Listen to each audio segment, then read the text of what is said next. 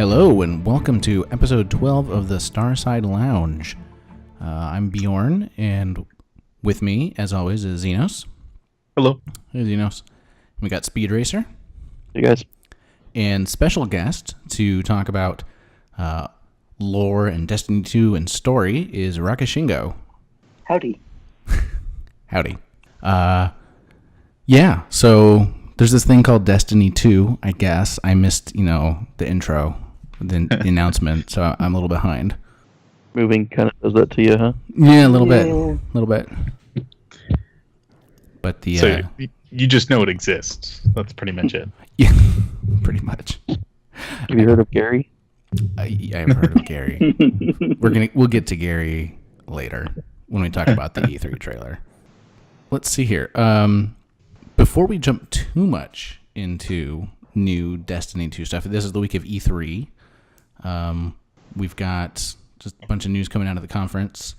Besides Destiny, Speedracer, yeah. What are you most looking forward to out of E3?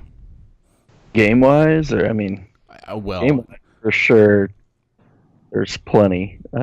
From Microsoft, Anthem looks pretty awesome.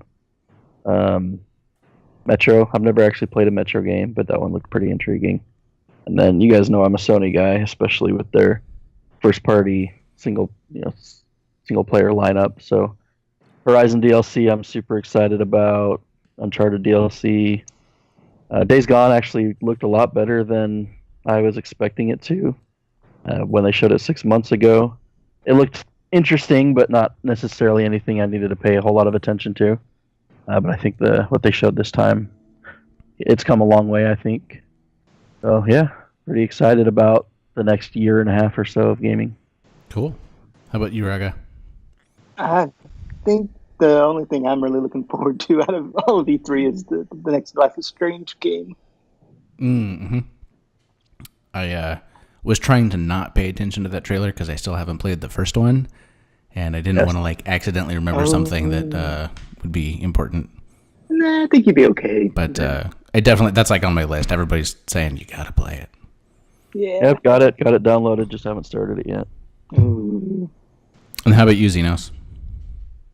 For me, probably Metro. I was a big fan of the last two games, and I'm actually not a big fan of games just going open world, just for the heck of it. Mm-hmm.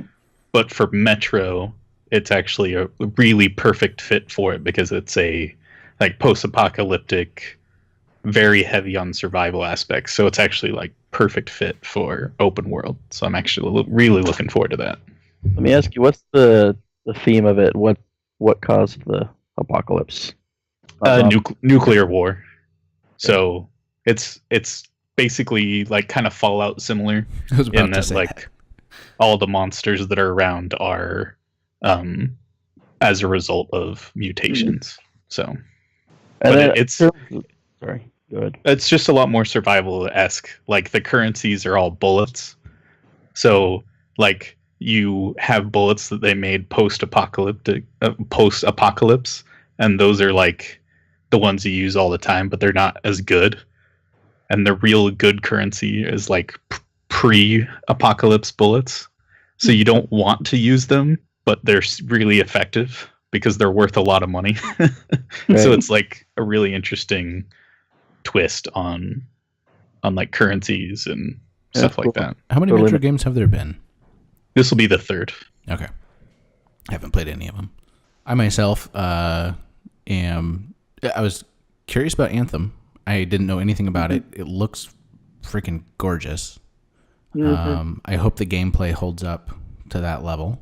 And I'm curious about the new hardware. Xbox One X. Yeah. Shortened to Xbox. Yeah, I'm curious to see, they make big claims, and I'm curious to see how well it can actually perform in the real world once we get it out there.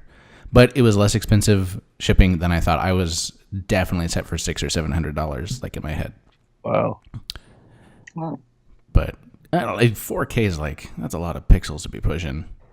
So they got some sort of voodoo up their sleeve. Yeah, the thing that gives me the most hope on it is just how impressed the different outlets are and different publishers.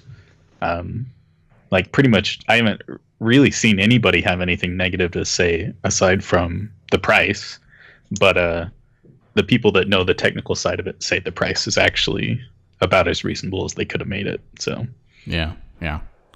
What was that one game? Oh, go ahead.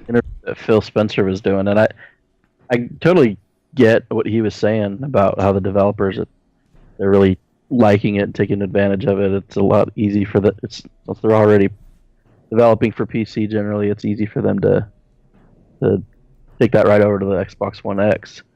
But at the same time, it's a hard sell, not just because of the price, but because I'm one of those people that doesn't care that much about 4K, 60 FPS, and that stuff. So, right, yeah, I mean, just I could buy 2 Xbox One S's or a PS4 and an Xbox One S for the same price. Yeah. Right. I mean, but when the new consoles shipped, I mean, the original Xbox, like everything, that's sort of the next generation price point. It's weird that this is like a half generation step, and they're pricing it that way. Well, this is also more expensive than even when the Xbox One and PS4 hit the market. The last time a console hit the market above 400 was the PS3, and that did not turn out well at all. Yeah. Was the Xbox One $400? No, the Xbox One. I thought it was no, $500. the Xbox One was $500 because it was with the Kinect, and then when they got Yeah. rid of the Kinect, it dropped down to because I $400. bought mine at $399 a year And you could later. probably say that a big reason that Sony jumped out to a lead was because it was $100 cheaper. Oh yeah, that was absolutely the reason, and honestly, I mean, just Xbox switching presidents basically made a huge difference because the previous one was very like they're going to do what they want to do, and they weren't too keen on taking people's feedback, and now we have Phil Spencer, and Phil Spencer is 100% about what the consumer wants. We're going to try our best to do. So I'm really happy with the direction they're going, even if it means, we're going to have some times like a $500 Xbox One X, Yeah. How are any of you, I think I already know the answer, but are any of you planning on playing Destiny 2 on PC? Is this a thing? I absolutely am. Okay. I'm considering it. I don't really have a PC at the moment that'll run it, and I'm trying to decide whether to get there. As we kind of mentioned on the last podcast, if there were cross saves between PS4 and PC, I'd be 95% likely.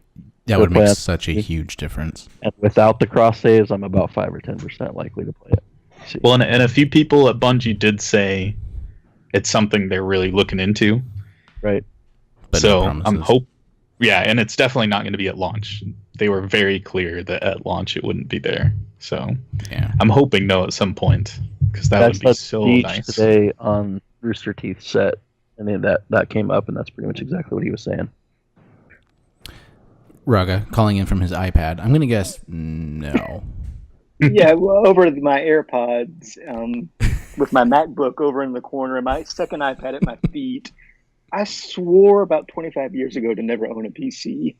So I'm sticking to that. All right. Fair enough. Yeah, I'm not really looking at PC. I don't have anything it'll run on as much as I'd like it to, but unless you end up getting the iMac Pro. Which may happen. Yes. Yeah, that's a different podcast. Yeah, it is.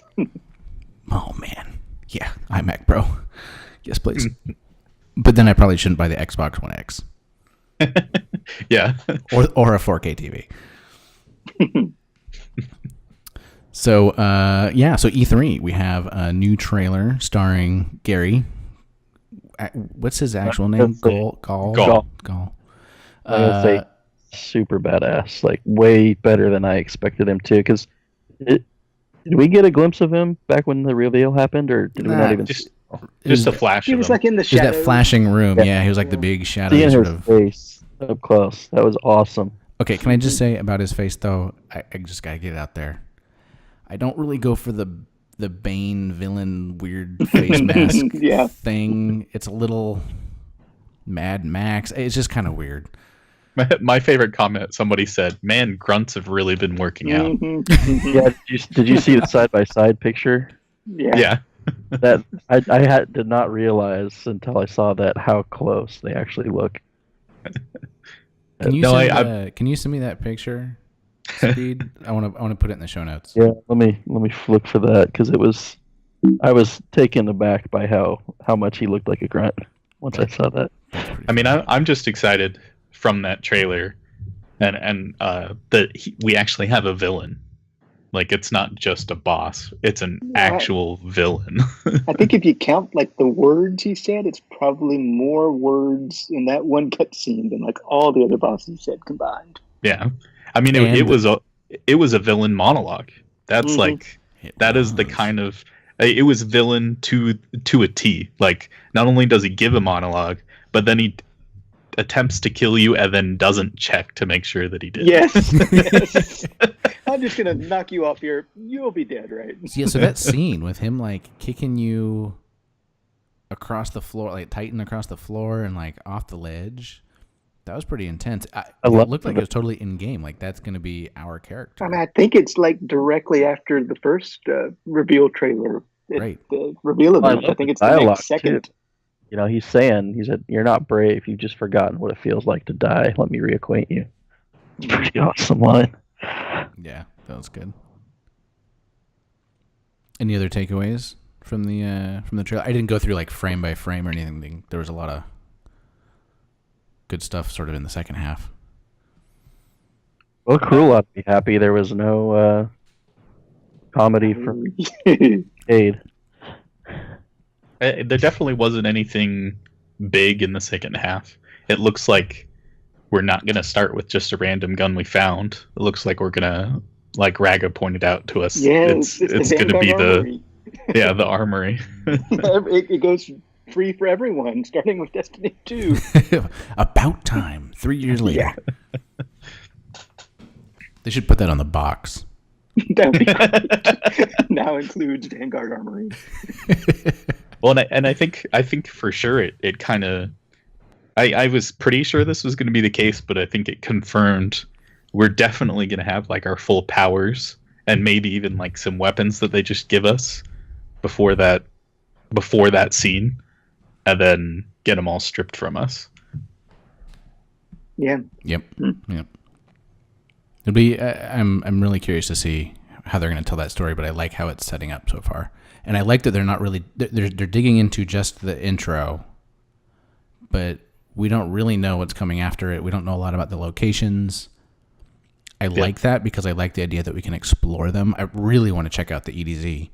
Well, and Deej kind of talked on IGN's Fire Team chat, and he mentioned that you know, like with Destiny 1, they gave us the alpha and the beta, and we just consumed like all of old Russia.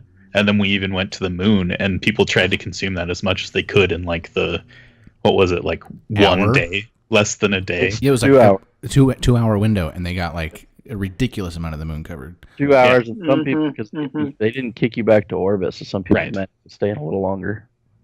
So he's saying they're purposely not doing that because that's the kind of thing that he thinks even we as players want to experience on the first day we play the game. Absolutely. So I think, and there's some comments similar to this, that I don't think we're going to see any open world stuff in the beta. I think it's just going to be maybe a mission or two, a strike, and PvP. And that's pretty much what they said. They did say there's something else they're going to show in the beta, but they're not talking about it yet. So whatever that is. Yeah. So I don't know if there was like a poll or a betting table for is Destiny gonna slip or not ship on time, but I didn't see 2 days early coming, that's for sure. Yeah, it's such a strange thing to do. It doesn't make sense to me. I thought, games here in the US come out on Tuesday, and Europe it's usually Friday, so it's not that uncommon for a game to come on Friday. I thought it made a ton of sense. Don't make people take off work, right? Let them have the weekend or whatever. I really don't understand at all why pushing it up 2 days. Yeah, like if they pushed it up to a Tuesday. Really cool. Yeah, but why? What does 2 days do? Yeah. I sort of wonder if it's like a load balancing issue. Like if they launch on Friday, everybody hits the weekend, the entire world is going into a weekend, and they just get slammed. Like maybe that might it might be that there's enough difference in, sure they're gonna have a lot of players on a Wednesday, but midweek it's gonna be a little bit less crazy. Are y'all all taking off for it? I took off that Friday initially. Great. I feel this fever coming on, and I keep hearing that it shows up about 48 hours before it's supposed to. Right. Well, see, in some ways, there's one thing about it that kind of actually makes me happy that they moved it up, and that's that 3 years ago when Destiny 1 came out, I didn't go to PAX that year, and they did that kind of that launch party basically a week after PAX. Mm-hmm. And so I was talking to Claude about, like, what my travel plans are going to be. Should I come just towards the back end of PAX and hang around till launch in case they do something like that again? But that was going to be 4 or 5 days of sitting around, right? Well, now if it's just an extra couple days after PAX, then maybe it is worth hanging around. So I might not even fly home until the day it comes out, and therefore basically miss that launch day of playing on the off chance that maybe I'll get lucky and they'll do something fun in Seattle. Yeah, be a reason for some of the community to be up there. Yeah, that would be cool. That'd be really neat. So we got a couple other dates also. PC launch on October 24th. Yep. And the beta. So opens for everybody on the 21st of July. PlayStation gets it on the 18th. Yeah, the 18th. Yeah. Xbox gets it on the 19th.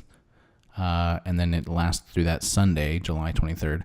If you're listening to this, I'm sure you already know. But then the PC beta is in August. Right. Yeah. But unannounced date as of yet. And I think the forum in general was a lot happier with this, because last year PlayStation got 4 extra days. Yeah. Well, last time PlayStation got an alpha, which was for 3 or 4 days, and then I think they only got like 1 day during the beta, 1 or 2 days. So most of a week. Yeah. Yeah, I like the there's a little bit equal treatment. PlayStation exclusives, nobody cares about that anyway. I don't know. That Sniper. No, they got a lot more than a couple extra days. It was July 17th to 28th for PS3 and PS4, and July 23rd to 28th on Xbox. That's a whole week. All right. Yeah, well, but it wasn't open that whole week, right? It was basically open on the 2 weekends, like the Thursday through Sunday night. But then they closed it up again Monday through Thursday.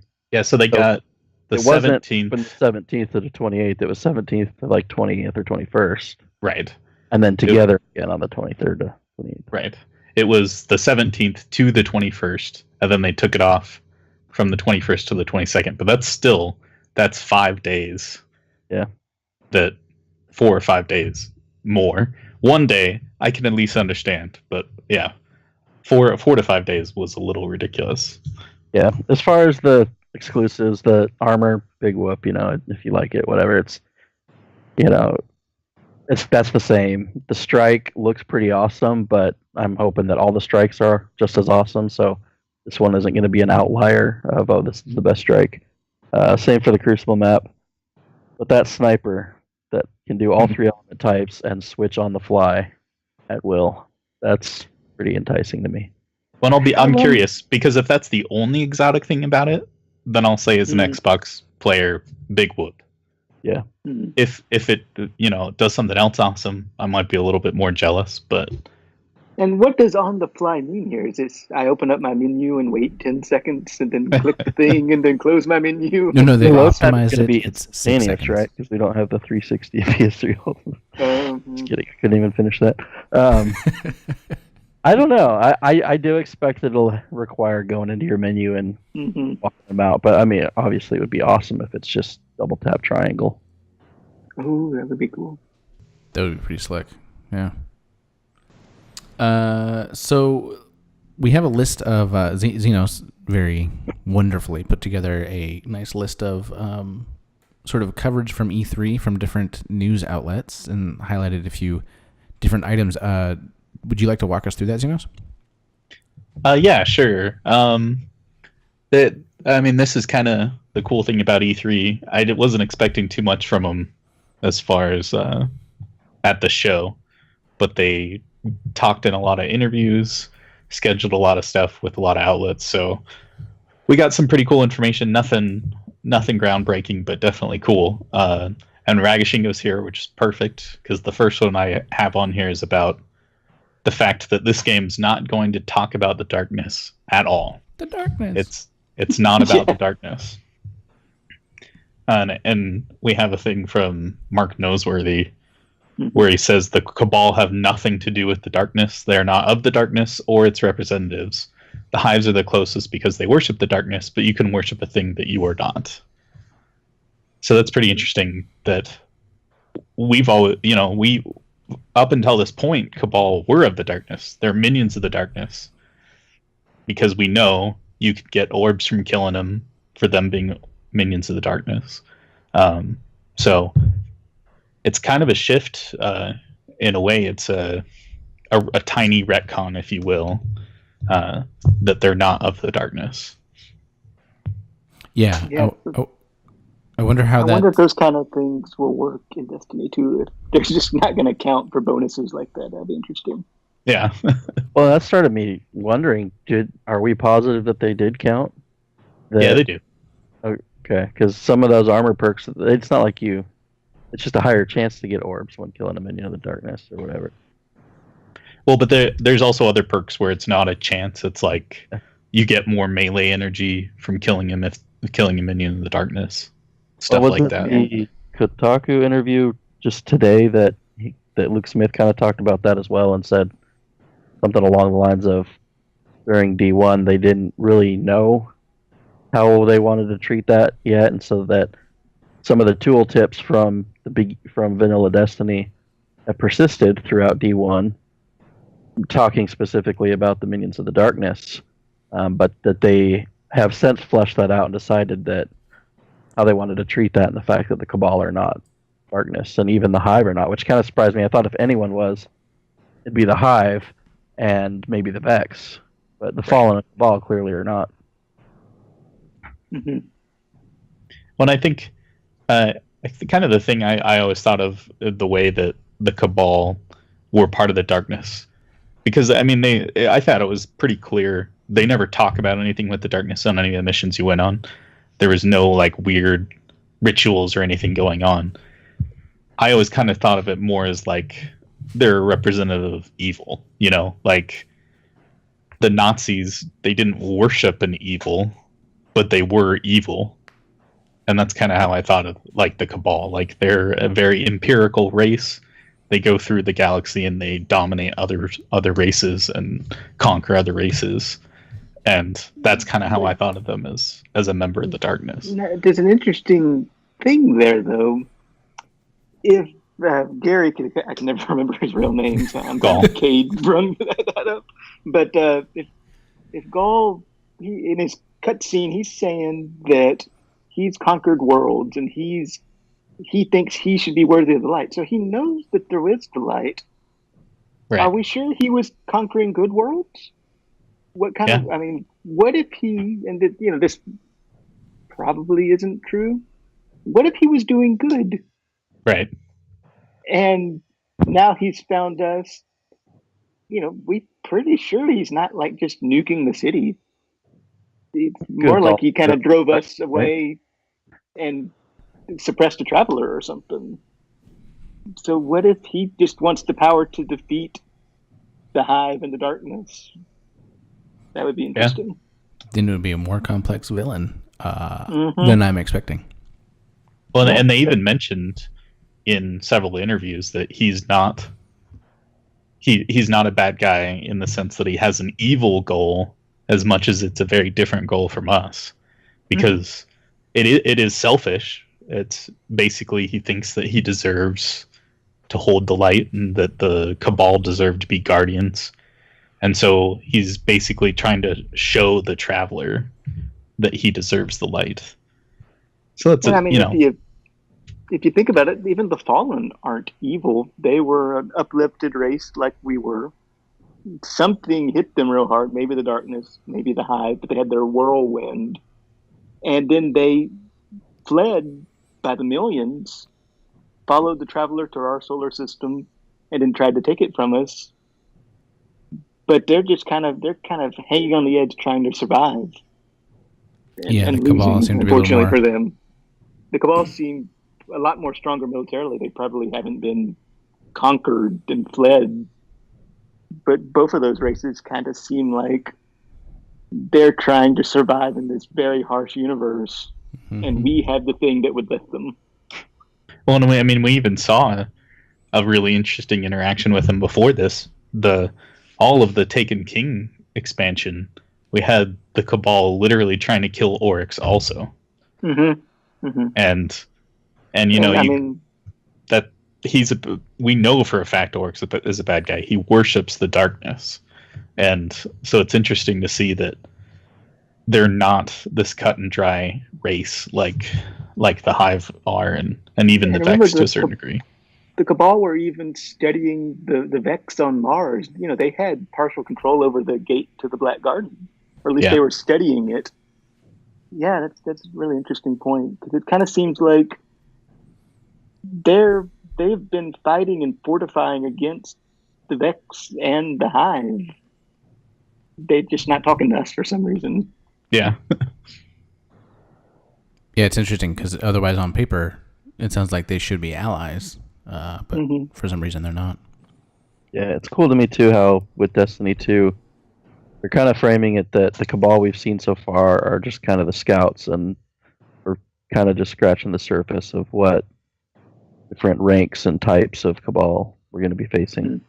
I hope they go deep into that, and it really does seem like we've only seen the top quarter, and there's completely different types to fight, and that it's not just, here's one or two extra different things. Well, and I mean, we even see that pretty much in the very first moments of Destiny 2. Like they show up with a real force, and they literally wreck our home instantly. Like by the time you even realize what's going on, the city is already on fire. Yeah. So yeah, that must have taken some planning to do, because it wasn't just they rolled up with a force. They took out all the satellites. Yeah. They somehow suppressed all the early warning systems. Which you got to remember, a lot of our early warning systems are unkillable guardians. Yeah. How do you stop that? They must have done some very major military work to keep a guardian from coming back with a jump ship and saying, giant fleet. And one thing I really liked in that cutscene is you can see the ships are actually like putting out storm clouds. So they're even like blocking themselves visually. It was very cool. So kind of continuing on kind of a story topic, in the Game Informer magazine, there was just this one really short mention I was really interested in.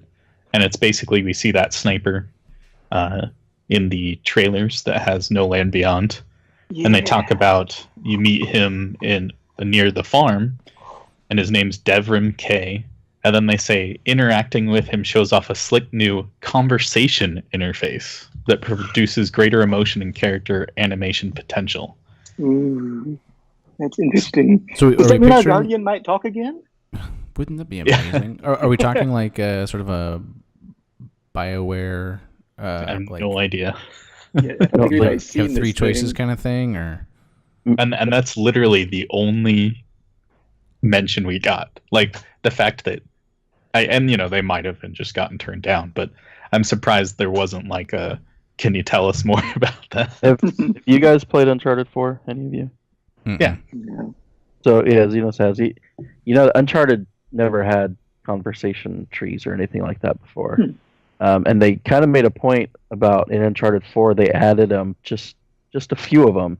They made clear that we're not adding conversations all over the place, but there are a few key moments where those happened to kind of add a little bit more emotional impact to the situation, and give you kind of options on how to go about it. The most famous one from Uncharted 4 is, spoilers, you have a brother in Uncharted 4 who's been in jail for a long time, and so when you first meet up with him again after so long, one of the options is which do you tell him about first, basically the story of Uncharted 1 or the story of Uncharted 2 or 3.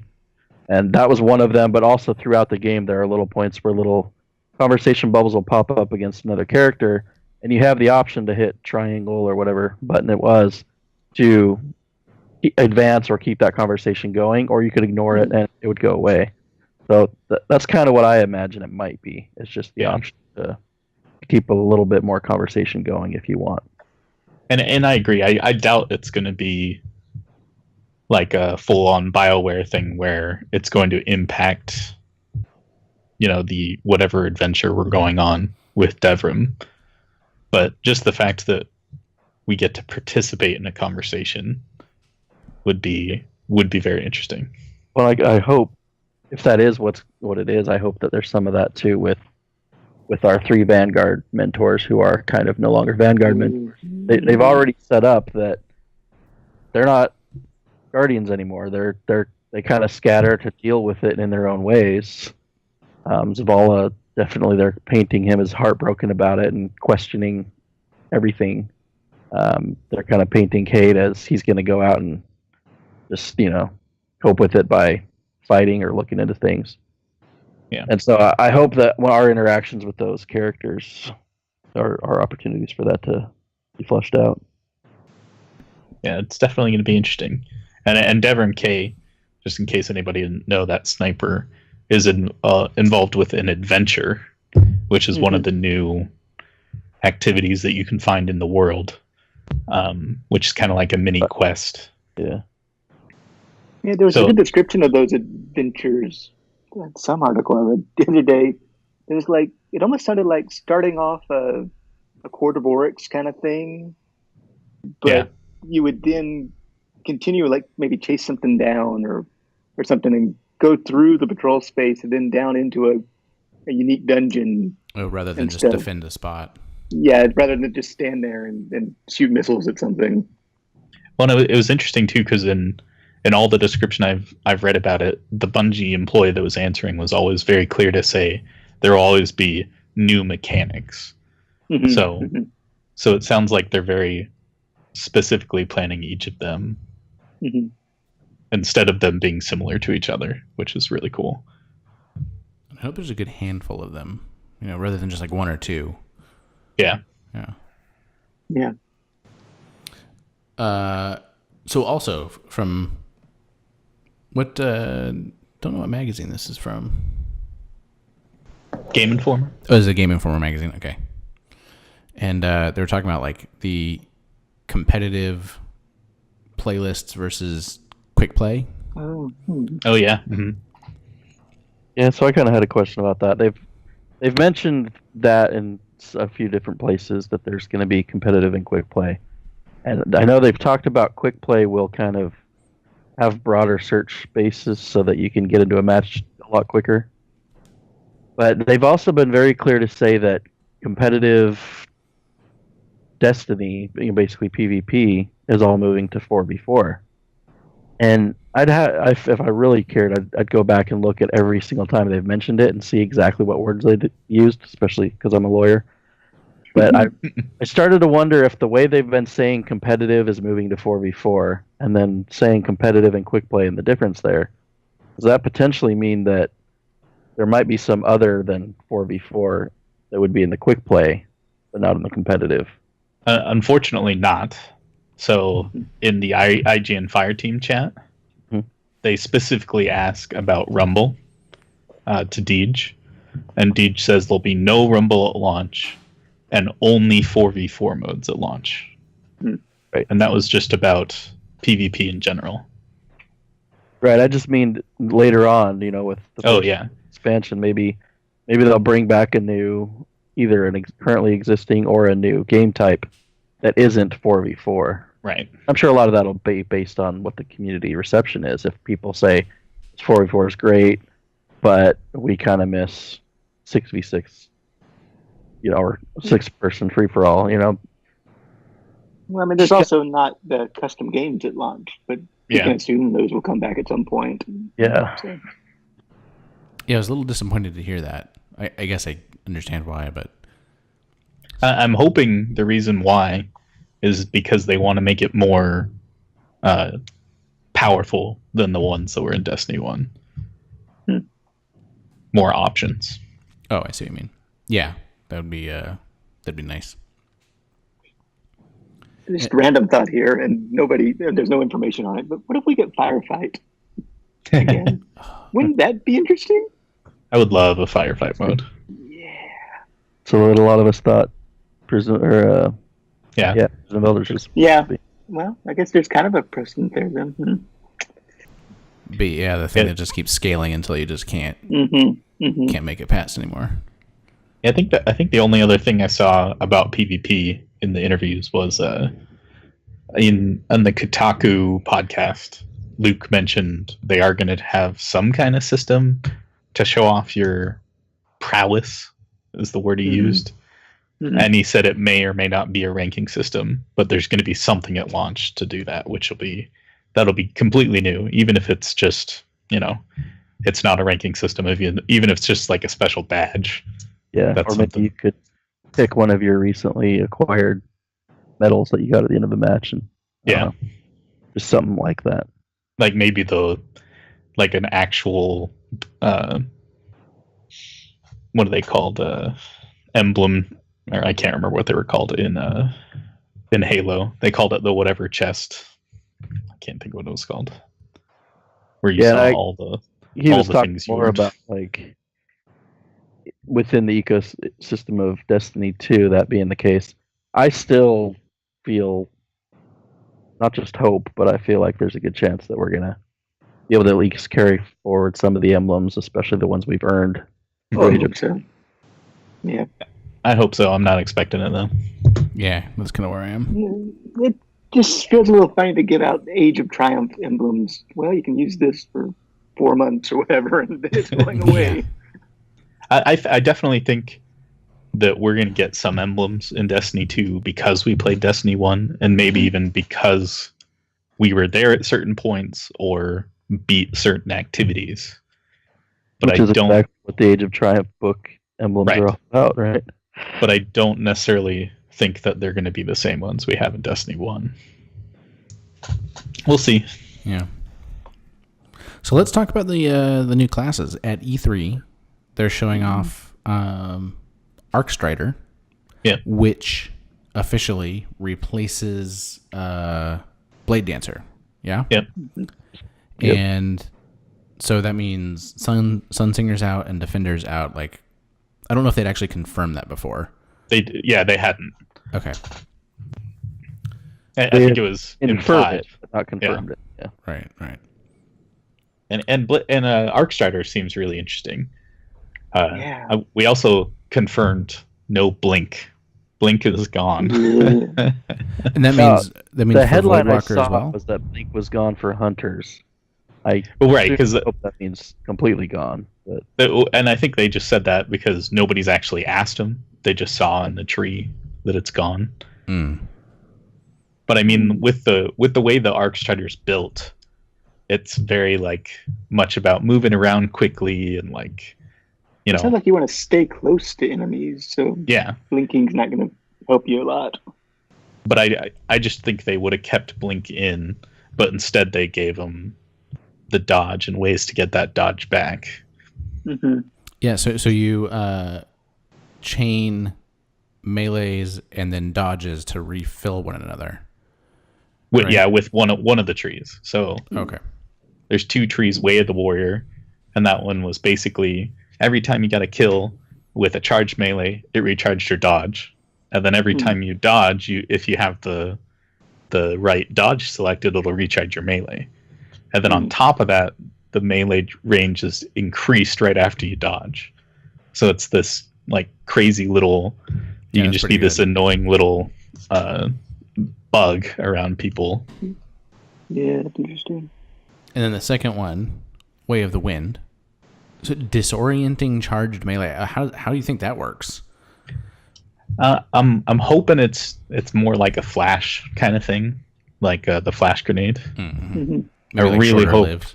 Yeah, I'm really hoping it's not like the smoke grenades. Oh dear. Yeah. But that's. But Beorn, I've spent the last half an hour trying to find that picture of Gaul and the grunt, and it was none other than Hedge, who's the one that. Oh yeah, it was. Tweeting it now. Hedge's Twitter. I'll send you the link so that we can post that. But yeah, the way of the wind seems to be mostly about moving around a lot, because it's increased sprint speed, and while you're sprinting, it reduces your dodge cooldown. So interesting. Okay, so sort of like the Frost Ease. Yeah. Which are still probably my favorite exotic from Destiny 1. Yeah, those are pretty fun. Yes, it's going to be interesting. I haven't seen any gameplay from it yet, aside from just a few seconds. But it does seem like the super is a lot. It doesn't last as long as Arc Strider, as Blade Dancer. But I saw someone from much further away get a kill with Arc Strider's melee, and he killed 2 people with 1 swipe, which currently with a Blade Dancer, you can only kill 1 person per swipe. Yeah, because I was wondering what the distance you would be engaging, especially in PvP. If you're trying to dodge around me and I'm like a Titan with a charged double damage melee or something, won't I just punch you in the face and that's it? Yeah. So, yeah, but the Hunter's got the staff, so it'll be like Warlock melee range. Well, yeah, I want to see an Arc Strider versus a Fist of Havoc-ing charging Titan. That's going to be very interesting to see who wins that battle. Well, I bet you that exists on YouTube online somewhere already. Yeah. So even though Defender is gone, oh boy, I was so excited for this. So Ragashingo, how do you feel? I really need to know your opinion about how you feel about the fact that as a Sentinel you can still make a Ward of Dawn. Oh, that's great. I was so sad the Ward of Dawn was going away, and my question is, when you make it, do you get to keep your shield and other powers, or does that just kind of end the super and the ward stays around? I had the same question. Didn't it sound like when Luke was talking about it, you basically press and hold it, and then you can kind of move it around? Because he was saying one of the problems with Ward of Dawn was you could put it in a bad spot or place it and then not need it there. It made it sound like you could hold it in one spot. But the Sentinel itself can block with the shield to stop damage and kind of create a mini bubble in front of you, like a mini arc in front of you to stop damage. And then I think if you do this Ward of Dawn thing, I think it just sticks down the Ward of Dawn. I think really what he was saying was more along the lines of why he liked Ward of Dawn was that if somebody was good at placing it, you could place it so well, and you immediately knew when you saw it if it was a well-placed Ward of Dawn or not. The holding it down thing, I think, is it's an alternate way to cast your super. So if you choose the Ward of Dawn perk, because I'm guessing it's a perk, I don't know for sure. Yeah, it sounded like it was on one of those 2 trees that you had to choose the extra defendery tree or whatever. If you choose that one, then you can do it if you hold it down instead of just hit it quickly. So, which if that's the case, opens up all kinds of cool possibilities. Having multiple ways to cast a super or even cast anything is really cool. And I'm so excited for the Sentinel anyway, because there was that interview, maybe a year ago now, where they were talking about one of the balance changes, and they said, "Yep, here's all our charts, and here's how the gunslingers are doing, and here's how the warlocks are doing, and here's the Titans. Oh no, look, the Defender's way down below the 1.0 kill to death." but that's by design. It's like, wait, what? like it makes sense. The Ward of Dawn can turn a game around because everybody else gets kills and points. But when I'm playing it as a defender and my kill to death is low and my points are low because I'm not getting giant, bonuses to my point score when you're killing somebody with my, buffs, it just kind of feels bad. And they're basically fixing the Sentinel. It seems like if you dropped I don't know why we never talked about this, but if you drop a Ward of Dawn and you got like Weapons of Light or Blessing active, and then somebody makes a kill, you should generate, like the Titan should generate an orb. Yeah. Yeah. Kind of like how on the Night Stalker, you can set it so that if somebody kills somebody who's caught, it produces an orb. Yeah, just sort of weird. It does give you like 10 points for support or something like that. It's like, really? So they have to kill the whole enemy team like twice for me to get one kill's worth of points? Okay. And I'm curious how that's going to work in Destiny 2 also, because they changed the wording to defeats instead of kills, stuff like that. So maybe you'll get a defeat if somebody has your buff. I mean, we don't even know if the Ward of Dawn's going to have a buff. Yeah, we actually don't know that it does the buffs anymore, do we? Yeah, that's a good point. Yeah, I would hope so. I'm hoping those are like the other options on the tree, but we'll see. And so, what about the weapon balancing? There's a little bit more news since the last podcast about how they're approaching weapon loadouts. A lot of that just came from the Bungie podcast that you still haven't listened to. Yeah. And they seemed hesitant, but they finally told us what the term they used internally for it was freedom slots, which, it makes sense. That's what they were going for, was just the freedom to run 2 hand cannons or hand cannon on scout rifle, or a little more options in how you want to deal your elemental damage and stuff in certain ways. And I liked that they kind of, on the IGN Fireteam chat, they went into it on a little bit more detail, which is having just one power weapon instead of a special and a heavy made it so that you fit into a role instead of everybody trying to cover everything. Yeah. So it's who's going to have the sniper? Who's going to be the one that cleans up ads with a shotgun? Who's going to have a rocket launcher? And that actually makes a lot of sense to me, because it was a little bit annoying that my favorite build at the current time, with my hand cannon and my fusion rifle and my rocket launcher or whatever it was, when I went into a raid, I had to switch to different guns so that we could beat, X boss. So hopefully, because of these changes, it's going to be balanced different, and now we can have, a few people with sniper rifles and a couple people with rocket launchers, or whatever we need to do the damage, which is pretty cool. Yeah. Just in single player, are we thinking that there's going to be the same amount of heavy ammo as there was in the past, or? They've said that that's the biggest thing they're still trying to figure out and tweak. Yeah. It seems like they could just turn that up a little, and you wouldn't have to play too differently. Yeah, they made it clear that both your kinetic and elemental slot, I forget exactly what terms they're using for those. Kinetic and energy. Kinetic and energy, okay, close enough. They made it clear that you're not going to be shy on ammo in either of those slots generally, like any more than you are now.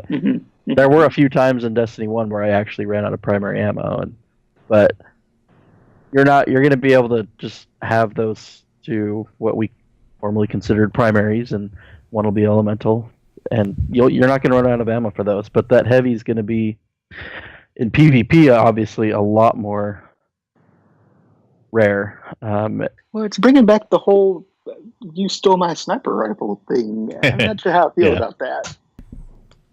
Yeah, I kind of like it in a way, personally. I think I do miss that everyone knew where rockets were and when rockets were spawning. And that created spaces to fight over. So if in the little clips of videos I've seen, picking up the power ammo is actually kind of like a med pack on the side of the wall. It doesn't drop in a big purple glowing box. It's like you got to know where it is, and you go up and hold square to pick it up. So yeah, I don't know. I'm cautiously optimistic that I'm gonna like the way that works in PvP, and it sounds to me like they are even quite unsure at the moment still of exactly how much they need to have a drop in PvE. Well, and they even talked about they're unsure how much to make it drop in PvP yet. Like on Countdown, all the gameplay we've seen, it drops in 2 boxes at the same time, and that's it. And yeah, and that seems. I definitely understand why it's at the level it is, but that seems low if you're comparing it to like Halo. Yeah, there were sparse.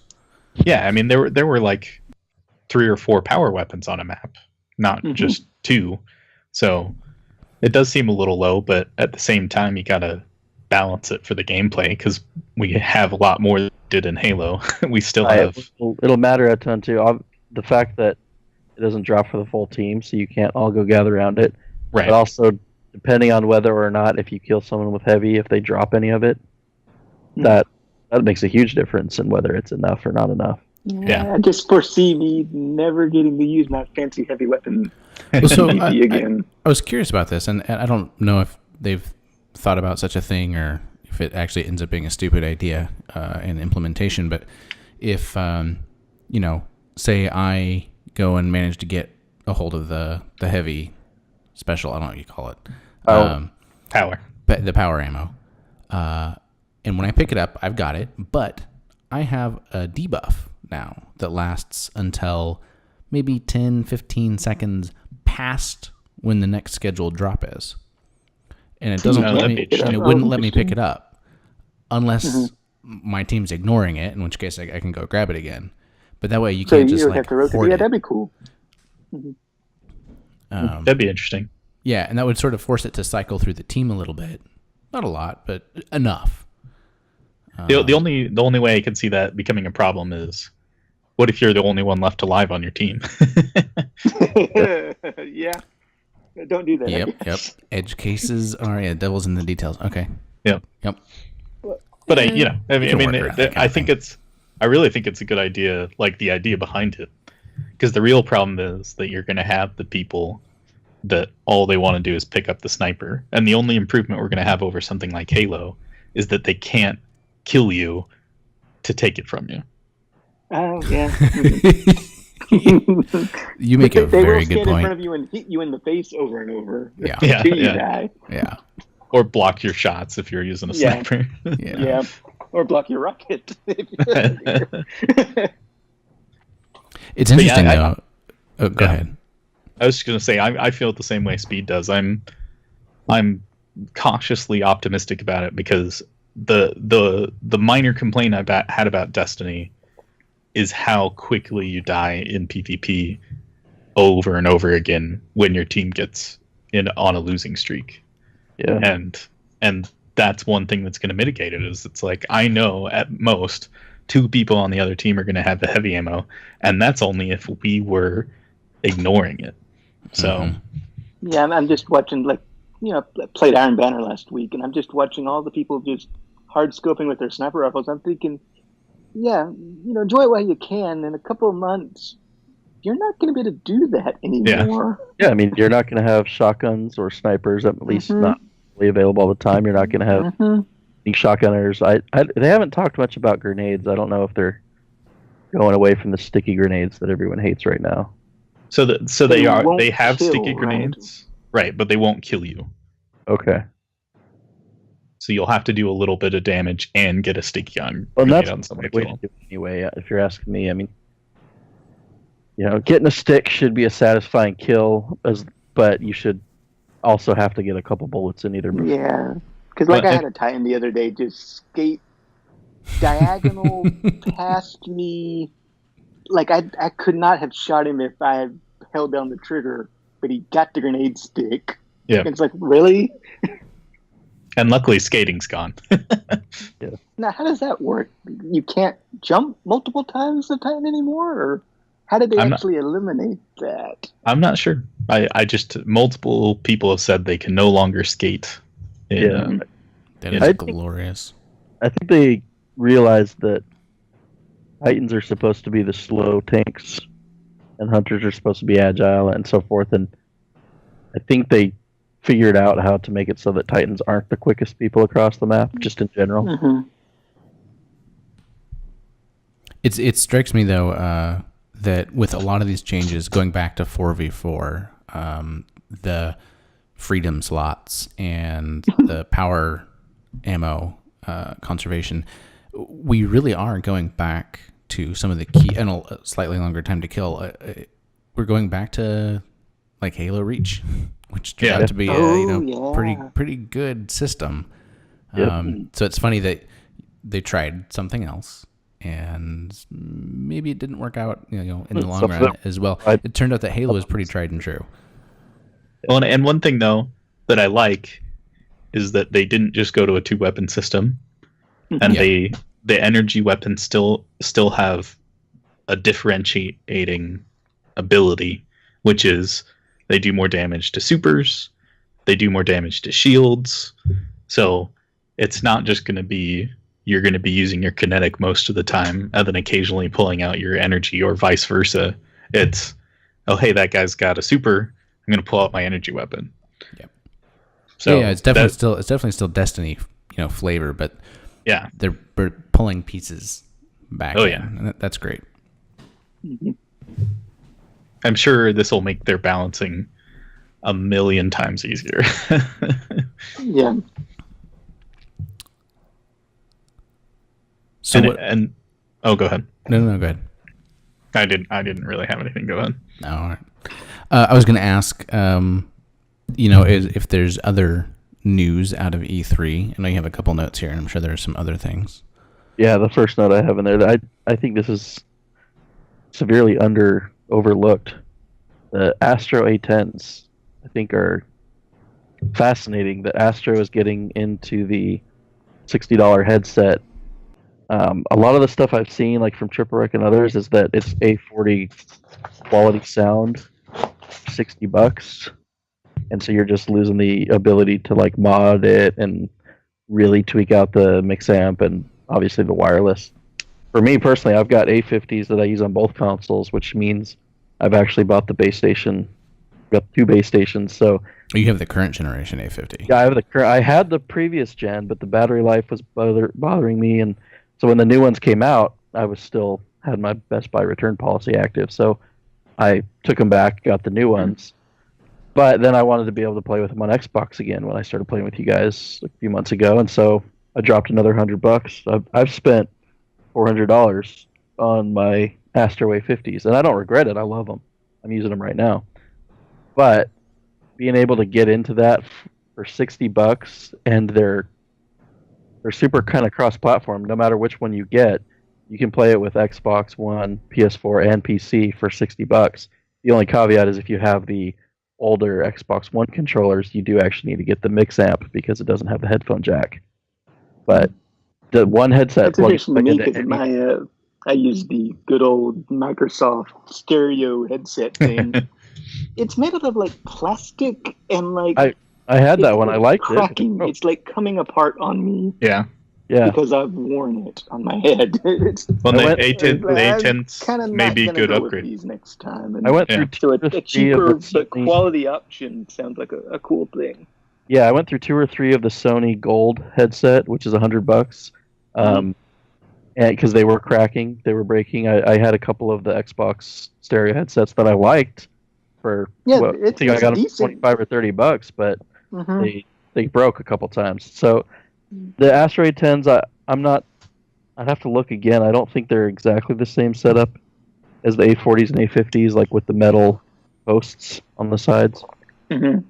So I don't know exactly how durable they'll be, but that's if I were getting a headset today, without a doubt, I'd be getting the Astro A10s. I like the simplicity of that setup because I've used the A40s since the day they launched, and then upgraded the A50s, and now I have the second or third generation. I can't keep track. You don't have the big base station? You have the mix amp? I have it's an A50 base station, but it's not the one you've got where it's like platform dependent. Right. Yeah. The one I have is a 3rd gen, so you have 2nd gen. Okay. And I've been having just like, I shout out to Kermit. Kermit, I'm following you. I'm dropping the A50s. The echoing's pretty irritating. The echo is awful. Claude and I were playing Iron Banner, and Raga was playing with us, and Claude and I were echoing off of each other, and it was awful. And it seems to be only when 2 people with A50s are talking to each other. It makes no sense. Enough of my friends have them. You don't know what's on one side or the other. That doesn't make any sense. Yep. No, it's crazy. But it is so bad. Like Xenos Echo, he's got the Gen 2 A50s also, and so then if we're with Claude. Because I haven't had any of those issues with my Gen 3 A50s. Okay. But you have to buy 2 base stations, which sucks. Yeah, it does suck. I really didn't enjoy spending another $100 on something that looks identical except it has a green stripe on one side. Yeah, exactly. But I like them, so I'm gonna just ignore the fact that it's expensive. Well, and kind of going back to Destiny a little bit, the other thing that was kind of interesting is Destiny 2 will still only run at 30 frames per second on Xbox One X. I'm not surprised. I'm not either. All the animations, like when you reload the weapon, that's all like hand animated. Those keyframes. But the PC version will run faster. Right. So will it run 60? Yep. It'll run whatever you want. That's right. It'll run up to 244. Wow. Okay, that's just the maximum. Back then. Right. So they're changing the animation style. So here's the real issue, though, and I think this is why I think it won't run. No, it's not, because basically with PS4 Pro, Bungie already said the problem was not any design decisions. It was the CPU ability, because CPU ability really makes a big difference on frames per second, especially when you're running off of what started as a 30 frames per second engine. So the CPU has to make some leeway there. So PS4 Pro, not powerful enough CPU, because they barely increased the CPU power. Right. Well, the Xbox One X did the same thing. It's a more powerful CPU, and even a more powerful CPU than the PS4 Pro, but it's only like 10% more powerful than the PS4 Pro. It's not a huge the big difference is in the graphics output. Right. So, when you compare that, the processor that's in a PS4 Pro or a Xbox One X to my i7 6700K, there's a big gap there in CPU power, not to mention the ridiculous amount of power you can get out of a graphics card compared to, I think the 1080 Ti does over 11 teraflops. Yeah, something crazy like that. And the Xbox One X has 6 teraflops. So it makes a lot of sense that the Xbox One X can't do 30 frames per second. I don't think it's any deal that Sony has. Yeah, sorry. I don't think it's any deal that Sony has with Bungie, that Bungie's somehow neutering the Xbox One X. No. Yeah, and I guess my point was, do you really want to be playing on your regular Xbox against people on their, whatever we call this new thing, the Xbox X, and they're running at 60 frames per second and you're not? Doesn't that give them some kind of happy advantage there? So I guess it keeps the platform all equal, and then the PC users just can do whatever they do. That's definitely like a good coincidence for sure. Like, it does make it more fair. But I mean, PC, there's people that play games at like 20 frames per second against people that are running at 120 frames per second. So I mean, there's definitely an argument to be made there, but at the same time, when you're going to PC, that argument kind of gets muted a little bit. But yeah, it was definitely an interesting E3. I definitely didn't think there was anything like crazy that came out of this E3 that nobody saw coming, but yeah, but it was still interesting. Oh, I did have Shadow of the Colossus remastered. Yeah, that was a pretty big surprise. I'm not completely sure it was necessary. I mean, I will buy it because that's one of my favorite games. But I was kind of surprised to see that. Oh, I did have one other thing, Beorn. If I don't know if you want to edit this in at some other point. No, it's gonna go in right now. Okay. No, it was just something I noticed during gameplay. That somebody posted that they had a linear fusion rifle. Mm-hmm. So it was differentiated from regular fusion rifles. And the thing that was cool about it is it fired just like a Queenbreaker's bow. In fact, it even had the icon of the Queenbreaker's bow. So they apparently have turned that kind of fusion rifle into an entire class of weapons in Destiny 2. That's not a sniper, though. Right. So is it doesn't scope in all the way? Well, kind of more like a railgun in a way, right? Right. It'll be more like a railgun. So is it a one-shot kill?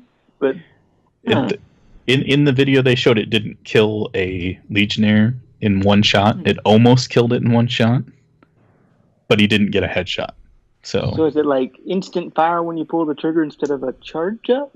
No, it's got a little bit of a charge. So we'll just have to wait and see. But it's not like 7 separate bolts that could fan out. It's just didn't look like it. Charges up, but then it's like a single laser blast. Yeah.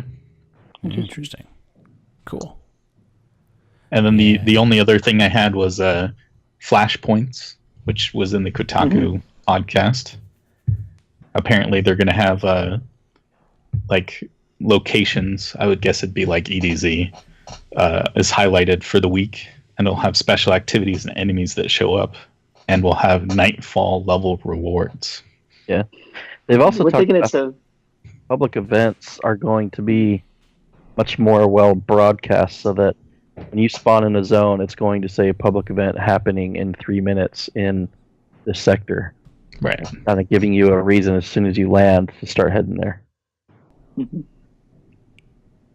That's really awesome, actually. Do we know if like public events are going to be on a regular timer, or if they're going to be more actually random? It sounds like the way Luke was talking about it is he didn't like that people had to go to DestinyPublicEvents.com to find out when they were. So he wanted to integrate that more into the game. Okay, yeah, that's great. Because I'm willing to go do that. Go to a website and watch the timer and trek across to somewhere, but it definitely pulls you out of the game. So if they can pull that into the game a bit, that's awesome. Whatever. Well, and we're going to be able to, from the little bit they said, mark stuff on the map. So. Oh, really? Interesting. And they didn't show it in game, but so we'll be able to follow the compass or some way. Yeah. Nice. So I wanted to sort of switch gears, and since we have Ragashingo as a special guest from the community, I wanted to just talk a bit about story, Destiny 1 story, where we think we're going with Destiny 2, some cool stuff that you've found. I want to talk a little bit about the bite-sized backstory project that you'd worked on, because that was pretty amazing, and I know a lot of people have enjoyed it. Don, he's not even halfway through, right? Sheesh, I mean, you just get started on the phone. Through. I need to get started on the phone is what it comes down to. You better get started. People are going to expect it right after this comes out. Yeah, I know. It's okay. Beorn will take it. Be interesting. Anyways. It'll be a race between me editing the podcast and you writing your first Fallen. Oh, I can do the first one right now. Because it's just a whirlwind, and I've got that pretty well memorized. But no, the Bite-Sized Backstory was a fun project because I kept seeing people, especially on our DBO forums, saying, I like these Crucible stories that, whoever surfaces, oh, that's a cool story. But I don't have the time or inclination to read all this thing. And especially since some of these stories are split across cards that came out. One would come out in Destiny, one would come out in in the House of Wolves, Dark Below, and one would come out in the Taken King, and to follow, like, The Last Word is a good example. To follow the story of The Last Word, you have to be keeping track of these Grimoire cards through basically every release of Destiny. And the 3 last years to get and the last to get word the is story. Yeah, it's not formatted well either. It's not an easy story to right, read. right. It's like But- little audio logs and It's hands down the kind of- best story in all of Oh, Destiny, sure. in my opinion. Mhm. But I love the last word story. But so I kept seeing that, and I said, okay, well, I can do something about that. I love these stories anyway. Surely we can just kind of proceed through and do the whole grimoire. And it's not to say you people can't read this stuff. It's to put it in a format and in an order that they don't need to go out of their way as much to see a whole story. And so week by week, you can kind of just check back and, oh, here's the next part. I don't have to go find a card that was named something Even if different than the last card. Go to like Ishtar Collective and read up on it, it's not always spelled out in the right order. So what you're doing is helping us basically just read all of that grimoire in the right order, in the right segment. There are definitely a lot of dots that were connected when reading through the bite-sized backstory. And it's like, oh, okay, I get it. I remember reading that card. I remember reading that other card, and I didn't like glue the two together very well. And even for me doing the project, it was interesting because I kept coming across new things I'd never realized. It's like, oh, Oryx tried to make peace early on with that first race that they eventually conquered.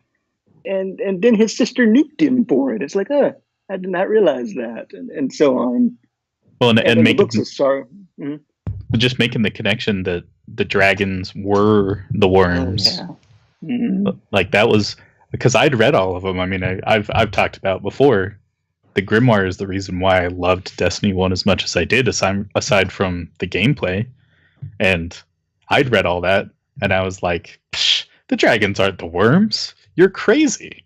And we got into like a debate about it, and that never would have happened if you hadn't done that. And I would have just gone on thinking the dragons were some other kind of race. Yeah, that was interesting. And then the dragon, for full disclosure, for people that may not have read through it, in the Books of Sorrow, it details kind of how the hive came to be. They started as these really short-lived creatures living beneath a gas giant. They met with this strange race of kind of ancient worm-type creatures that gave them powers, basically. And then they conquered a large swath of the galaxy. And near the end of the Books of Sorrow story, they come across this one last race that the Traveler had come along and altered the black hole near this race and made this massive giant tower of light or some sort of thing. But as the hive attacked this race fights back with what are called dragons, and the main leaders of the hive kind of declare upon seeing these dragons, these are like our worm gods that are giving us power. We don't like that they're also serving this other race. We want to capture them and punish them for it almost. And it's like, it paints an interesting picture because these worm gods appear to have also turned up on Earth during the Golden Age. And that's what the whole Ishtar Collective, all the ruins that we see on Venus, they were originally built because these Ahamkara, that they called on Earth, had appeared, and then the Ahamkara were even after the collapse were dealing out power and information to Guardians, but it always came with a price. And eventually the city said, these prices are too high. We're going to hunt these things down and kill them all. And then there's just one great grimoire card at the end of that kind of line where it's saying that this great hunt occurred, but the card isn't written from the point of view of the Guardians or the city. It's written from the point of view of Ahamkara. And it says kind of at the end, they shut us up basically. But the last line tells you, yeah, they didn't really do that because I'm here. I'm the one telling the story. So that seemed really interesting. Bear in mind. Yeah, bear in mind. Mm-hmm. Yeah, it's really interesting too. I think they're probably gonna have the Ahamkara come back in some sense at some point in the game. I hope so. Yeah, that'd be great. There's one card that said that one of the Guardians had seen one off at Jupiter. Well, we're going over to Jupiter for real this time. On one of the moons. I hope they make a reappearance. Because if the theories are right that the Hamkar are the dragons, are the worms, then there's this ancient multi-million-year-old race that's playing all sides. That was helping the Guardians, that was helping the Hive, and that was helping this other third race that was neither. And that's really interesting. Yeah. To kind of bring all that back around to Destiny 2, though, it's interesting to see Luke talking recently, today and yesterday, about how some of the story stuff they either thought was wrapped up or they didn't think it mattered much, or they didn't know where they were going with it. Obviously, for a lot of us, there is this great lore that we're looking forward to seeing. And he said today that he thought the Exo Stranger story was wrapped up. I think he now realizes that he was wrong in thinking that, and that he needs to do something about it going forward, because we're not going to accept the theory that I kind of teased out about the Exo Stranger through various Grimoire cards. She was probably one of these Ishtar Collective scientists that Maya, discovered right? the Vex. Yeah, Maya Senderesh or something like that. And this little group of scientists discovered the Vex on Venus.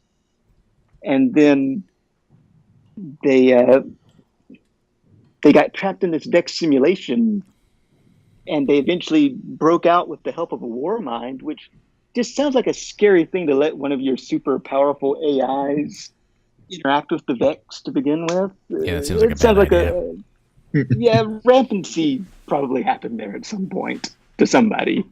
and then, but if you follow the trail, and the future war cult uses this, I forget the exact terms, it's like a schism, and then there's another term, it's kind of their log system, was being used by the Exo Stranger, and was also being used by Maya. And if you kind of follow that connection along, looks like this Maya lady back before the collapse probably is the Exo Stranger, because some of her work with the Vex involved some time travel-y stuff and kind of looking into futures. And the future war cult has these machines that they've uncovered, like up in the Arctic Circle or something like that do the same thing. Yeah. Well, they can see potential futures. Yeah. Mm-hmm, mm-hmm. And the only times that we really interact with her are, well, around the Vex. She's in that. Right. She's in the original, like when we first get our jump ship. She's like watching us. But besides that, everything else is Vex related, right? Well, she's at the moon. She appears on the moon behind you when you open the gate, and then disappears. Oh, that's true. I forgot about that one. Okay. But there's a Grimoire card that talks about the different times she appeared and watched you. She's basically at the beginning of Destiny 1, and then at the middle part when you first find out that there's something major going on with the Vex, and then at the end once you beat the game. And in the card, I think she's pretty important, and to think that her storyline was wrapped up, I think is funny. Part of it seems like she was either part of the project that helped develop Exos, because after they get out of the Vex simulations, they return to these Vex structures in these basically kind of robot-controlled, neural-linked bodies, because apparently, and we don't really see this a lot in Destiny 1, but apparently Vex architecture, and especially their mind fluid, their white fluid that's kind of in their center, is hallucinogenic and does all sorts of bad things to organics. So even being near Vex structures apparently does that. So they reapproach these things in robot bodies, sort of. And it was later said about these future war cult machines that they could let you see these alternate timelines, but most people that go into them come out either insane or dead with really weird physics states attached to them, like they're frozen but still alive. Just really strange, crazy things.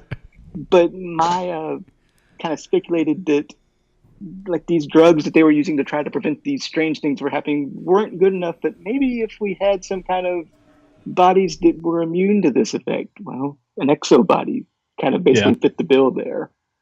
And she is now an exo, but it could be that she's really a human somewhere, somewhen else, and her time traveling may be just neural linking to this exo body that she can send through time or some sort of thing. Well, I mean, we know she's not a guardian, so right, and she says that directly. Yeah, it may even be that she uploaded her consciousness into an exo, even just to live longer. So, yeah. And then she's attached a bit to Rasputin. If you remember, I forget, is it a mission or a strike? It might be one of the missions that you go back down into the Rasputin lair. There's this one console you can activate that kind of talks about, it takes like 4 pairs of eyes to open up this one locked door or something, but this console has been activated several times since the collapse.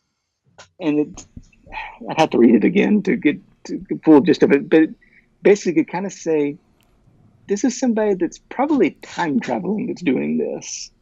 And it could be her. So, so it definitely sounds wrapped up. Yeah. No, I don't think. I think either they're obscuring it on purpose, or they just haven't written the next part of the story yet, and they'll get to it eventually. Yeah, I'm really hoping they do something to replace the grimoire in some capacity, just because I don't think in game with just cutscenes and dialogue they can recreate the sheer massive amount of lore that's in the grimoire. So I'm hoping they do like a log system or something. Yeah. But there was that one screenshot that was like never confirmed that had like a lore button. Yeah. So we'll see, I guess. So what? So Raga, when you're going through and you're looking to either write a bite-sized backstory or just follow sort of the thread of some of these various and completely separate grimoire cards that are actually linked somehow, what's your process for sort of jumping down that rabbit hole and making sure that you're getting sort of all the story that you can find? Because we're at the point where there are hundreds, maybe 1,000 cards. Yeah. There's like a ridiculous amount of information there, and making sure that and sometimes a key element is only mentioned once in some far off corner of the grimoire section. Are there any specific tools that you use to sort of follow sequences or anything like that? I mean, for whatever reason, I have a good memory. It kind of starts with that I recognize phrases. So like with the hive and the worm gods and stuff like that, that kind of phrase, it varied a little bit over time, but it was the something mine phrase helped me link together that whole mystery of the dragons thing. Right. And then the Ishtar Collective side has been very helpful over the past couple of years because their search is really good. So if I type in Maya, I'll get all sorts of cards back that she was mentioned once in there. Oh, that's good. Or if I typed in something like step, you'll come up with a card about Rasputin talking about an exo that's been stepping through time, and it's just the word step will link them together. And then as for writing them, I use a neat little program called Scrivener that's it's kind of a writing organization program. It's got folders and files, and you can kind of make the structure the way you want. And instead of like having a ton of Microsoft Word documents, it kind of contains everything. Oh, that's nice. And so you can sort of tag like little bits of things and see what you ends can, up sort but of coalescing. I kind of have Ishtar Collective open on one tab, and I have this thing open, and I switch back and forth between them and write it down. So I probably should do tagging and neat stuff, but I really don't. I don't know. It seems to be working for you. So yeah, stick with what you got. Mm-hmm. What are you most looking forward to for Destiny 2 story? I think the Destiny 2 story, the point we talked about a little earlier where they came out and said that the Cabal aren't linked to the darkness. Well, we saw in that PlayStation strike earlier that there's what are they called? The Taken. Well, the Taken were Oryx basically gained enough power that he went in and talked to whatever the darkness is. It was a consciousness that was pretty chatty and pretty upbeat about all the destruction. I mean, it said, what I do is majestic, it said to him. And then it gave him this power that he kind of sucks something in and he can rearrange it or restructure it and spit it back out under his control with new abilities and powers. And he used this on basically foes that the Hive would not have been able to beat conventionally. He sucked in the giant leader. One time there was this giant space raven.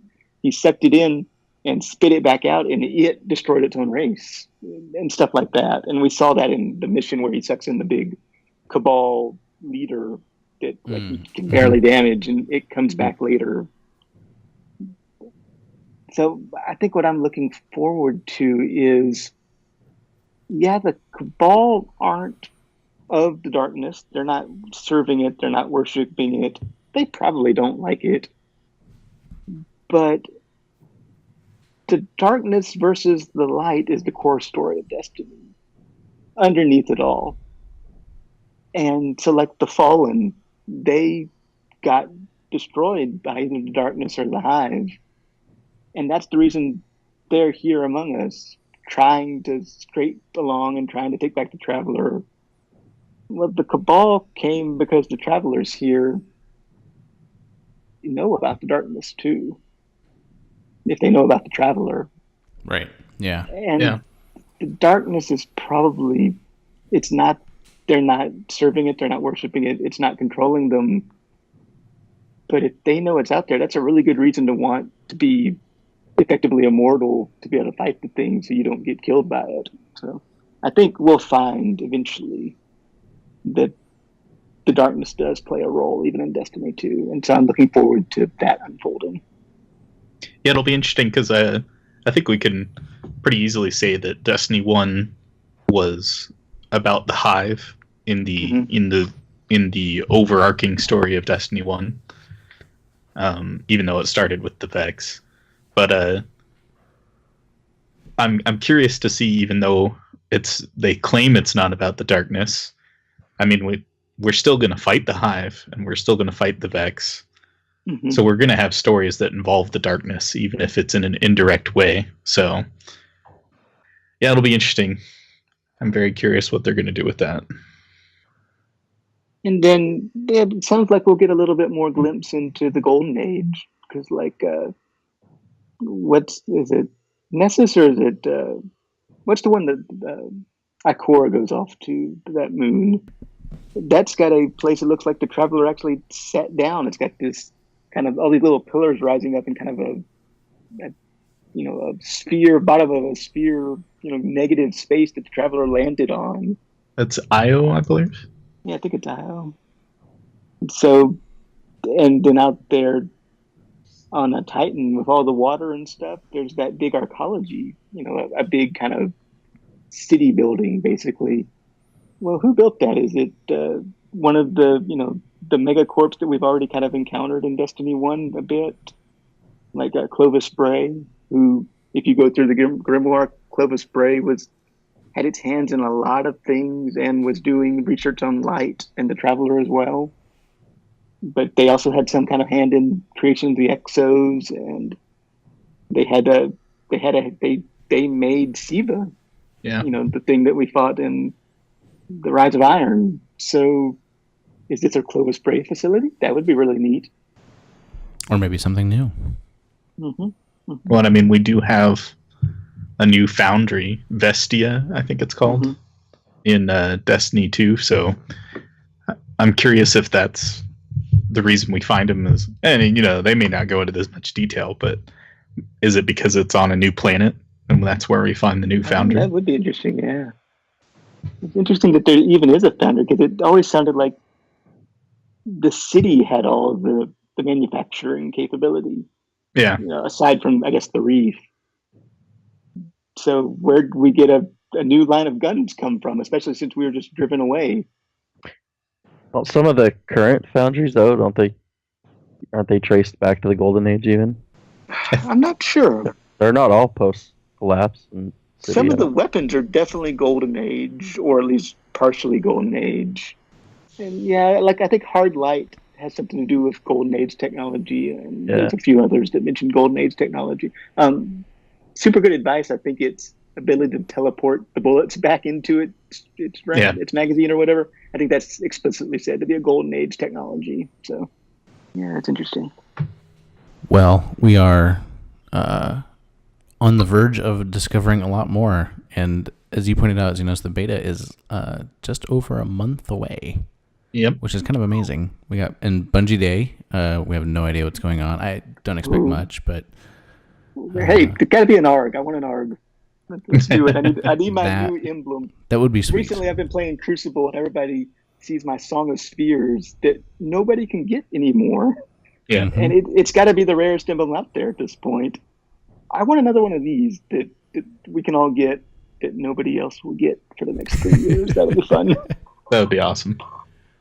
The player base is slightly larger now, so a little bit. A little bit. Don't you know nobody plays Destiny? Yeah, right. Yeah. What was it like? Where did those stats come from? We were talking about a few days ago. There was an Ars Technica article a few days ago where they basically skimmed or scraped the Xbox Live servers kind of by, you know how you can like list the games that somebody else has played? Mm-hmm. They found a way to automate that by jumping from gamer tag to gamer tag to see what millions of people had played and about how long they'd played it. And Destiny came up as ranked number 10. They did this back around the end of 2016. It's like from like November to February or something. Who was it though? I want to say someone from Xbox. Yeah, what happened was that it was wildly Microsoft inaccurate. basically said that the hours played number that you see is obfuscated away, because you don't want somebody to see that I've played exactly 70,000 hours of whatever. Right. So that number is fudged a little, and when you're trying to do statistics on numbers that are just fudged a little, but you're multiplying that by several million, it gets fudged a lot. Accounts, it gets fudged a lot. And so I think that's basically what happened. Yeah, so they said several of them were incredibly inaccurate. Mm-hmm, but like I think it was like they said like just the time on the home screen was 11 times less than what Microsoft actually says it is. Like Microsoft said, y'all were 11 times off. The home screen is used 11 times more. In terms of relative games are being played more than others, it probably is quite valid. Right. Yeah, it's probably valid there. Yeah. Yeah. I'm sure. I'm sure there's probably enough that some of the games probably shuffle around, but regardless, with how many games there are on Xbox, the fact that Destiny, after it's been out for 3 years, is still in the top handful. 10 or even 15 is pretty impressive. Yeah. And I'm like, people, rag on Destiny so much. There's no new content. There's, all this kind of stuff. Back in the Halo era, we got, Halo 2, Halo 3, Halo Reach or something. Maybe we got a multiplayer pack or two. Yep. And maybe on the very rare occasion we got a title update that changed the way, Melee worked or something. That was what we got. You never got. We've had constant support for 3 years. And you never got a single new single-player mission. Sure, yeah. It's a whole new world. I guess that's the trade-off, right? With the being connected online. Yep. Yeah, someday the Destiny 1 servers are going to go away. Hopefully not soon, though. I don't think so. Yeah, I don't think I wouldn't. I mean, you think it will last 5 more years? Oh, at least. It's probably one of those things where once you hit a certain point, there are few enough people playing that it's inexpensive to maintain what servers you do need. Mm-hmm. But yeah, at some point they'll want to change the infrastructure, I'm sure. But until then, even Xbox just barely disabled Halo 2 multiplayer, so that was a long time ago. A long time ago. Okay.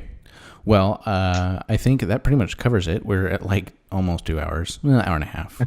I was thinking this would be a short one since we did one pretty recently. Yeah. Oops. We like to talk about Destiny. Yep, just a little bit. And other things. I can't think of anything else, though. Wow. Horizon Zero Dawn. I still got to play that. Oh, good.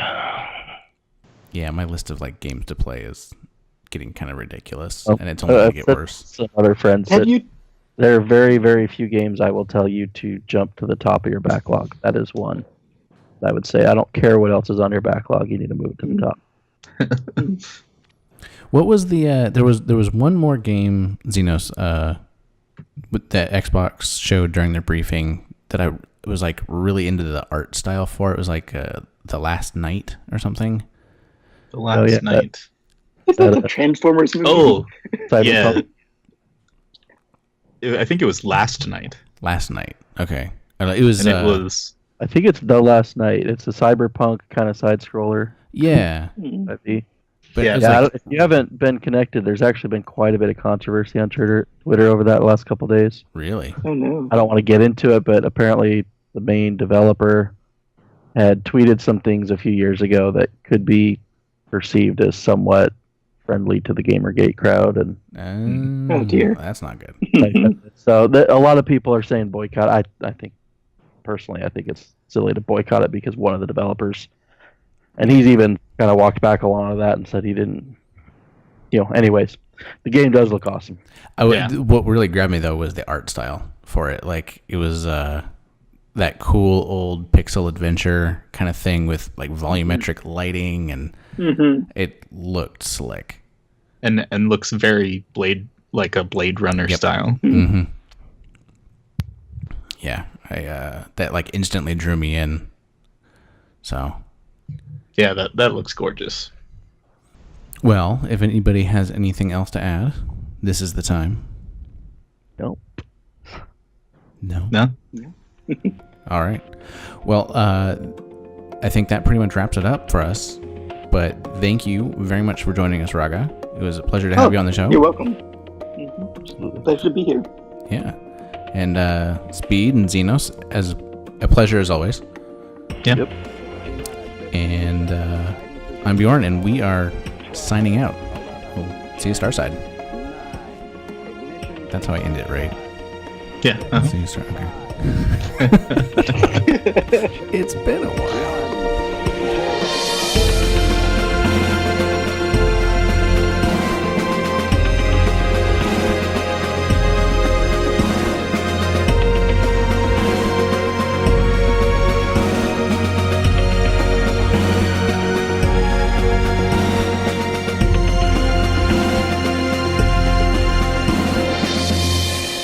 And then if Raga runs out of battery, then I'm just going to randomly start calling people on my Skype list, like friends from high school. And it's not like my iPod doesn't have its own microphone. Maybe my grandparents. I just dropped down to it.